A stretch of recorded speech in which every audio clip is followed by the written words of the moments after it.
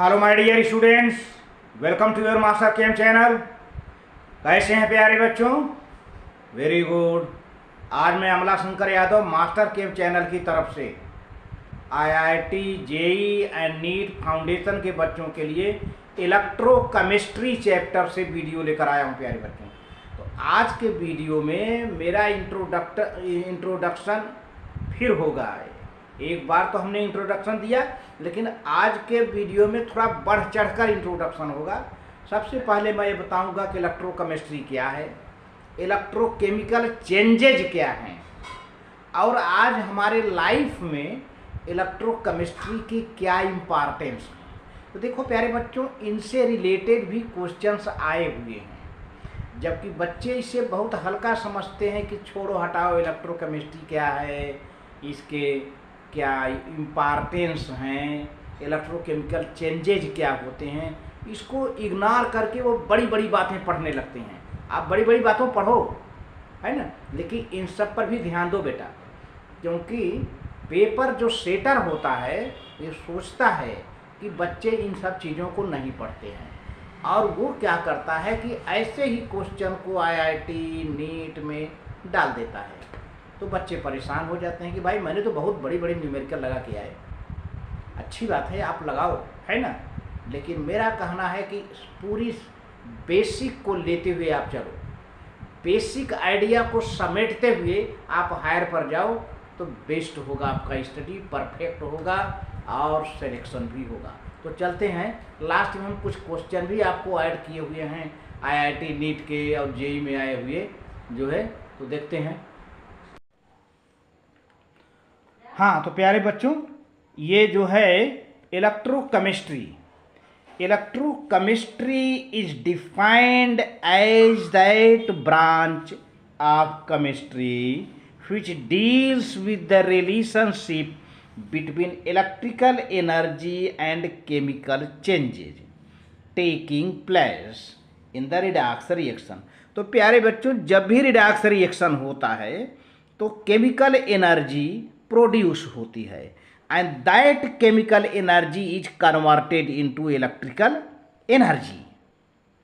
तो इलेक्ट्रोकेमिस्ट्री ये डील करता है कि किस तरह से केमिकल चेंजेज होता है, और केमिकल चेंजेज होने के बाद केमिकल एनर्जी इलेक्ट्रिकल एनर्जी में कन्वर्ट हो जाती है, and how chemical energy produced in redox reaction can be converted into electrical energy, and how the electrical energy can be used to bring about the redox reaction।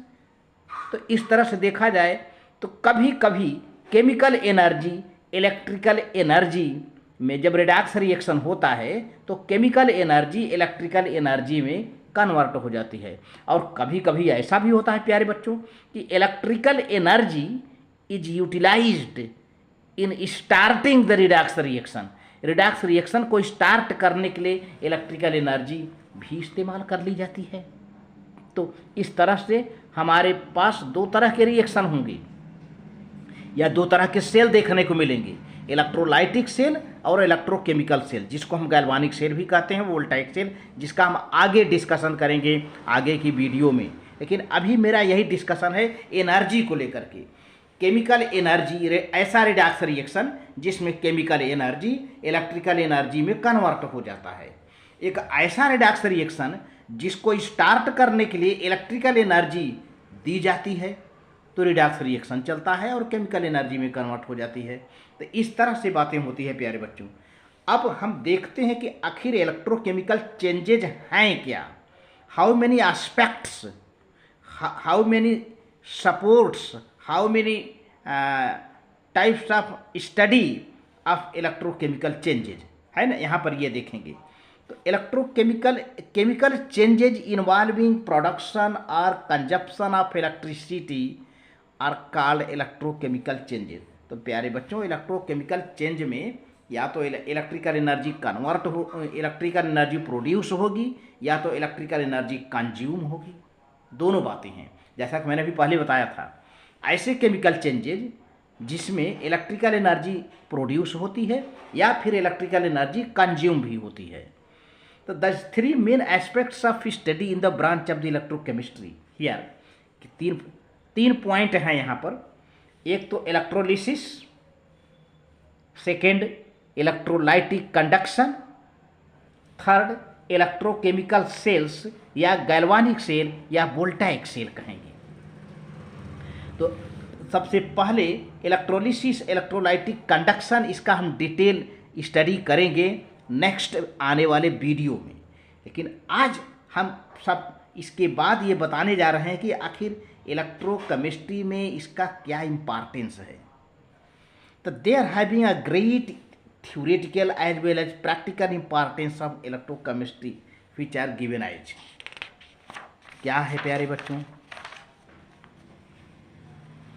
A number of metals such as sodium, magnesium, calcium and aluminum and a number of chemicals such as sodium hydroxide, chlorine Cl2, fluorine F2 etc. are commercially produced by electrochemical methods।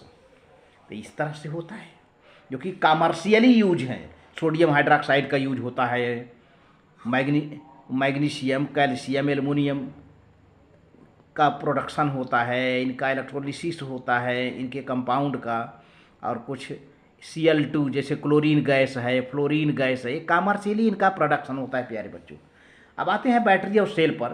Batteries and cells used in various instruments and other devices convert chemical energy into electrical energy. ऐसे ऐसे कुछ battery हैं, cell हैं जो chemical energy को electrical energy में convert करते हैं। The sensory signals send to the brain, brain में एक सेंसरी सिग्नल भेजा जाता है through the cell and vice versa and also the communication among the different cells are based on the electrochemical phenomena. तो brain में प्यारे बच्चों एक सिग्नल भेजा जाता है। यहाँ पर किसका इम्पॉर्टेंस है? इलेक्ट्रोकेमिकल चेंजेज का, इलेक्ट्रोकेमिकल सेल का। आज ब्रेन की स्टडी की जा रही है। ब्रेन, सोचिए ब्रेन कितना एक इम्पॉर्टेंट आर्गन है बॉडी का, और वहाँ पे इलेक्ट्रोकेमिकल सेल से सिग्नल भेजा जाता है। The reactions carried out electrochemically are generally energy efficient and less polluting. इस तरह से प्यारे बच्चों देखा जाए तो जो एनर्जी, जो केमिकल रिएक्शंस होते हैं इलेक्ट्रोकेमिकली केमिकल रिएक्शन होकर के एनर्जी का प्रोडक्शन होता है, वो उनसे देखा जाए तो पॉल्यूशन कम होता है। आज देखो ई रिक्शा चल रहा है, ई रिक्शा क्या चल रहा है? बैटरी, उसमें कोई पोल्यूशन नहीं है।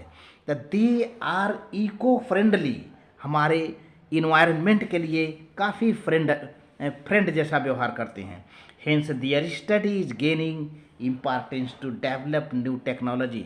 और आगे आने वाले दिनों में एक नई टेक्नोलॉजी डेवलप की जाएगी प्यारे बच्चों। अब क्वेश्चन देखते हैं, कुछ क्वेश्चंस आपके।